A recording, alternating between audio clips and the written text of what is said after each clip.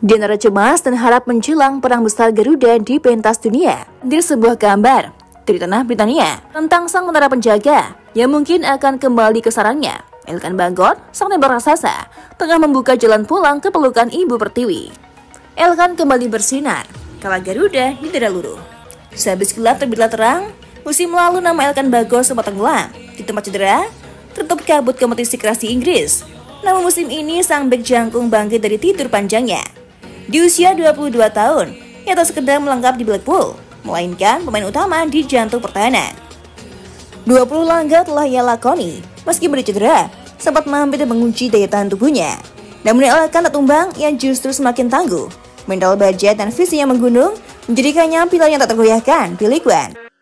Pemain kelahiran Bangkok itu turut berkontribusi mengantar Blackpool finish ke-9 dalam klasemen akhir League One dengan koleksi 67 poin dari 46 laga, sekaligus bertahan di League One. Dalam laga terakhir Sabtu 3 Mei 2025, malam waktu Indonesia Barat, melawan Bristol Rovers, The Seasiders kembali memainkan Bagot di laga itu. Dia bahkan tak tergantikan hingga akhir dengan mencetakkan performa gemilang, sebagaimana diungkap oleh SofaScore. Elkan Bagot mengukir 5 sapuan, 1 intercept, dan 1 tackle di sepanjang laga ini.